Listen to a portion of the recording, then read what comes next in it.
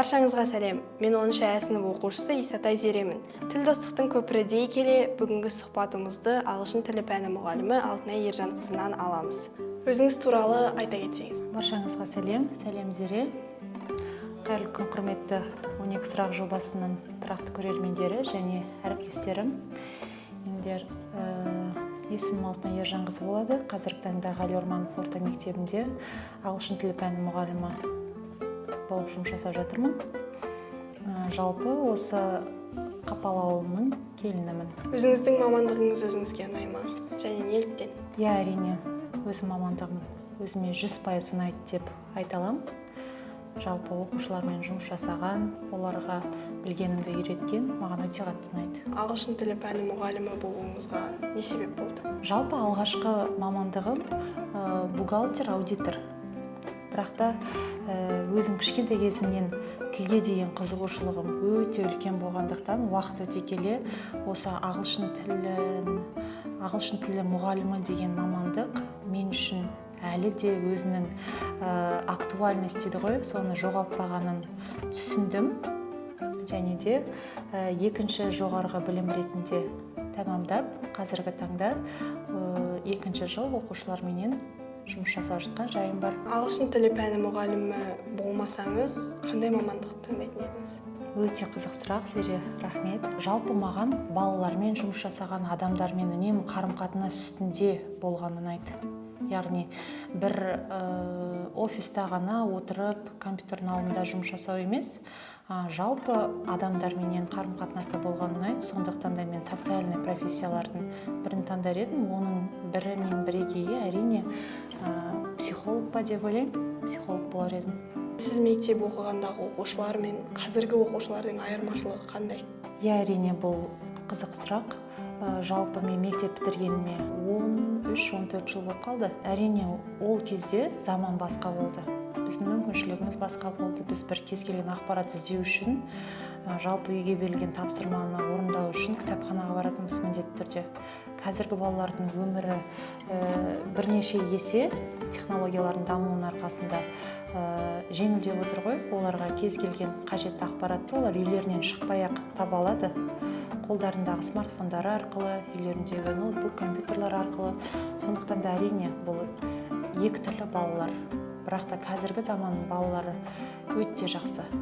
Керемет уақытта өмір сүріп жатыр және олардың мүмкіндігі шексіз. Соны ұтымды пайдаланса екен деген кішігірім тілек айтып өткім келеді осы сәтте. Егер де бір күнге бір оқушымен ауыссаңыз, қай оқушыны таңдайтын едіңіз? Әрине, қазір мен бастауыш сынып оқушыларменен көбіне жұмыс жасап жатқандықтан, таңдауым сол бастауыш сынып оқушыларына түсер еді. Бірінші сыныптан бастап былтырдан бері сабақ беріп жүрген екінші А сыныбында Ерқанат деген бір ұл бала бар. Сондай зерек, сондай ақылды. Басқа балалар шулап жатса, ол баланың назары тек сабақта. Сол бала болғым келер еді. Яғни оның ішінде қандай ойлар бар, жалпы неге қызығады, соның бәрі қызық маған. Немесе бір бұзық баланың орнында болар едім. Себебі бұзық бала болғанда күшті деп ойлаймын. Сүйікті жазушыңыз кім? Жалпы сүйікті жазушыларым көп. Бірақ та адамның ең бір эмоционалды кезеңі ол оқушы болған кездегі бір сәттер ғой. Сол оқушы кезімде ең үлкен әсер алған бұл әдебиет сабағында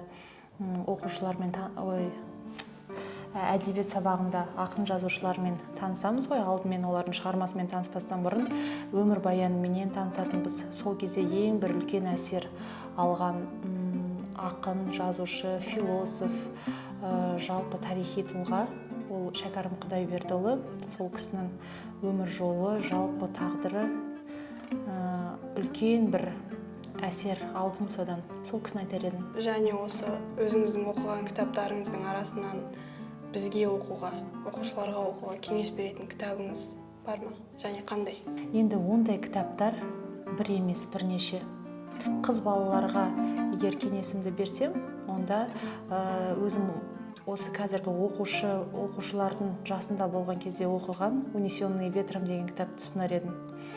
яғни өтпелі кезеңде жүрген, өзін іздеу барысындағы қыздар сол кітапты оқыса, өздеріне жақсы бір алары мол кітап деп айта аламын.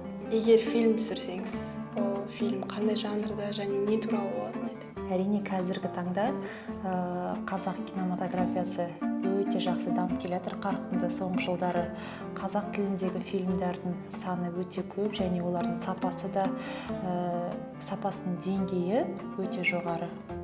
Сондай бір фильм түсіруге мүмкіндік болып жатса, әрине мен бір жастарға мотивация беретін, яғни өмірде мүмкін емес, зат жоқ деген бағытта фильм түсірер едім. Болашақта мүмкіндігіңіз болса, қандай мемлекетке және қандай мамандыққа ауысатын едіңіз?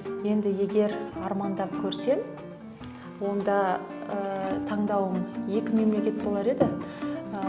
Америка құрама штаттарында Нью-Йорк қаласында, немесе Ұлыбританияда Лондон қаласында білім алғым келер еді. Кембридж сынды әлемнің үздік университеттердің бірінде психология мамандығын меңгерер едім. Өмірге қойған мақсатыңыз, жақын арада іске асырамын деген жоспарларыңыз бар ма?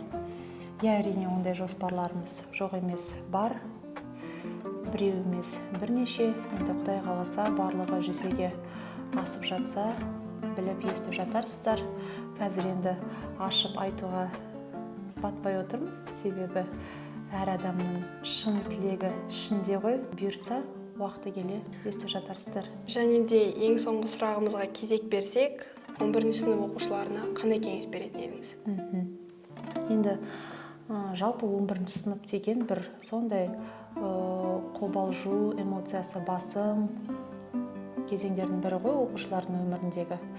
Бәріміздің басымыздан өтті бұл сәт, ұлттық бірыңғай тест тапсырады. Жалпы үлкен өмірге бір қадам алға, бір қадам жақын тұрған сәттері, әрине әрбірінің бойында қобалжу басым, уайым басым болып тұрған сәт. Енді айтар едім, балалар ештеңеден қорықпаңыздар.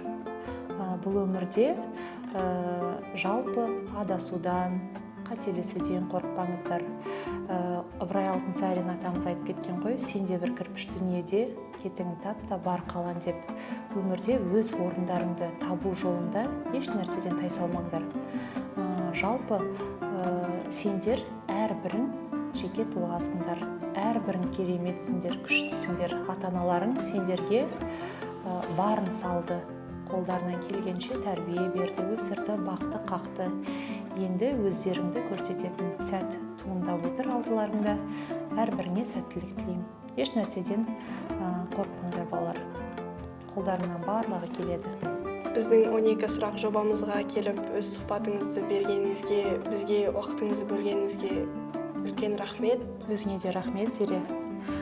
Жалпы бұл сұрақтарға жауап беру мен үшін өте қызықты болды.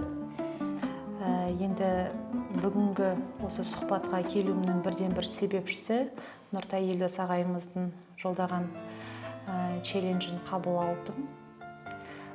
Енді келесі өзімнен кейінгі челленджді мектебіміздің қазақ тілі және әдебиеті пәні мұғалімі Алма Құдайбергеновнаға жолдағым келіп отыр. Рахмет, берген сұхбатыңызға сау болыңыз. Рахмет, Зере, сау болыңыздар.